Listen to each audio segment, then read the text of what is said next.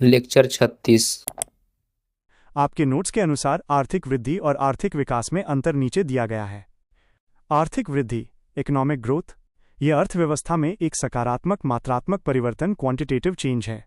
इसका सही प्रकार से मापन किया जा सकता है। यह एक संकीर्ण अवधारणा, नैरो कॉन्सेप्ट है। इसका मापन निम्नलिखित कारकों संकेतकों के आधार पर होता है: जीडीपी, सकल घरेलू उत्पाद; जीएनपी, सकल राष्ट्रीय उत्पाद; एनडीपी, निवल घरेलू उत्पाद; प्रति व्यक्ति आय, पर कैपिटा इनकम; राष्ट्रीय आय, नेशनल इनकम। आर्थिक विकास, इकोनॉमिक डेवलपमेंट, यह अर्थव्यवस्था में एक सकारात्मक गुणात्मक परिवर्तन, क्वालिटेटिव चेंज है, और यह मात्रात्मक भी होता है। इसका सही प्रकार से मापन नहीं होता है। यह एक व्यापक अवधारणा, ब्रॉड कॉन्सेप्ट है। इसके अंतर्गत आर्थिक वृद्धि के साथ साथ सामाजिक विकास, साक्षरता दर, गरीबी का स्तर, स्वास्थ्य देखभाल, महिला स्थिति आदि को भी मापा जाता है।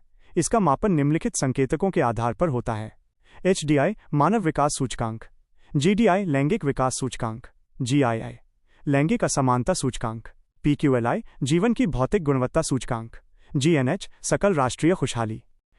राष्ट्रीय आय लेखांकन, नेशनल इनकम अकाउंटिंग। भारत में राष्ट्रीय आय, नेशनल इनकम का आकलन राष्ट्रीय सांख्यिकी कार्यालय एनएसओ द्वारा किया जाता है। भारत में सर्वप्रथम राष्ट्रीय आय का आकलन दादाभाई नौरोजी ने 1867-1868 में किया था। उस समय प्रति व्यक्ति आय 20 रुपये थी। उन्होंने ये आकलन अपनी पुस्तक poverty and un British rule in India में grand old man of India के रूप में ड्रेन ऑफ वेल्थ, धन का बहिर्गमन सिद्धांत के माध्यम से किया था। भारत में सर्वप्रथम राष्ट्रीय आय का वैज्ञानिक विधि से आकलन प्रोफेसर वी राव ने 1931-1932 में किया था। राष्ट्रीय आय समिति का गठन 1949 में हुआ था। इसके अध्यक्ष पीसी महालनोबिस थे।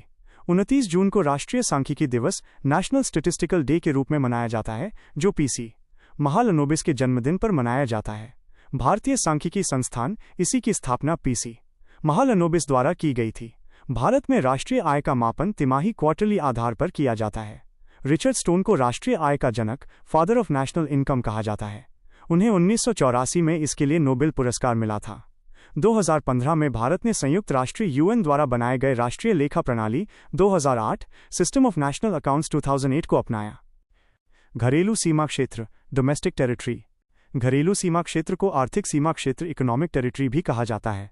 इसका अर्थ किसी देश के अंदर वो भौगोलिक क्षेत्र है जहां उस देश की सरकार द्वारा जारी किए गए व्यक्ति, वस्तुएं और पूंजी स्वतंत्र रूप से घूम सकते हैं। ये सिर्फ भौगोलिक सीमाओं तक ही सीमित नहीं है, बल्कि इसमें निम्नलिखित क्षेत्र भी शामिल होते हैं: राजनीतिक या भौगोलिक सीमा, किसी देश की मुख्य भौगोलिक सीमा के भीतर का क्षेत्र। अंतर्राष्ट्रीय जल सीमा, इंटरनेशनल वाटर्स, किसी देश के तट से 200 नॉटिकल मील लगभग 370.40 किलोमीटर तक का समुद्री क्षेत्र, जिसे विशेष आर्थिक क्षेत्र, एक्सक्लूसिव इकोनॉमिक जोन्स EEZs कहा जाता है। इस क्षेत्र पर संबंधित देश को संसाधनों के दोहन का विशेष अधिकार होता है। सैन्य प्रतिष्ठान, मिलिट्री एस्टैब्लिशमेंट, विदेशों में स्थित किसी देश के सैन्य अड्डे, दूतावास, एम्बेसी, उच्च आयोग, हाई कमीशन और वाणिज्यिक दूतावास, कॉन्सुलेट्स। विदेशों में स्थित किसी देश के दूतावास, उच्च आयोग और वाणिज्यिक दूतावास भी उसी देश की घरेलू सीमा का हिस्सा माने जाते हैं। विदेश में स्थित जहाज और हवाई जहाज, किसी देश के निवासियों द्वारा संचालित जहाज और हवाई जहाज जो 2 या 2 से अधिक देशों के बीच चलते हैं। अनुसंधान केंद्र, आर्कटिक और अंटार्कटिक जैसे क्षेत्रों में स्थित भारतीय अनुसंधान केंद्र भी भारत की घरेलू सीमा में गिने जाते हैं। सामान्य निवासी, नॉर्मल रेजिडेंस, किसी देश के सामान्य निवासी में उस देश के व्यक्ति और संस्थान दोनों शामिल होते हैं। इसमें कौन शामिल होते हैं? 1. विदेशी, वे लोग जो 1 साल से ज्यादा समय से किसी देश में रह रहे हैं और वहीं से अपनी आय कमाते हैं। 2. अंतर्राष्ट्रीय संगठनों के कर्मचारी, विश्व बैंक, वर्ल्ड बैंक, विश्व स्वास्थ्य संगठन WHO और संयुक्त राष्ट्र संगठन UNO जैसे अंतर्राष्ट्रीय संगठनों के भारतीय कर्मचारी जो 1 साल से ज्यादा समय से भारत में काम कर रहे हैं। 3. भारतीय दूतावास, एम्बेसी के कर्मचारी, विदेशों में स्थित भारतीय दूतावास में काम करने वाले भारतीय कर्मचारी। इसमें कौन शामिल नहीं होते हैं? 1. छात्र और मरीज, ऐसे विदेशी छात्र या मरीज जो इलाज के लिए 1 साल से कम समय के लिए भारत में रहते हैं। 2. अंतर्राष्ट्रीय संगठनों के कर्मचारी, अंतर्राष्ट्रीय संगठनों में काम करने वाले विदेशी कर्मचारी जो भारत में हैं। 3. भारतीय दूतावास के कर्मचारी, विदेशों में स्थित भारतीय दूतावास में काम करने वाले विदेशी कर्मचारी। वस्तुओं के प्रकार, टाइप्स ऑफ गुड्स। अर्थशास्त्र में वस्तुओं को मुख्य रूप से 2 श्रेणियों में विभाजित किया गया है। 1.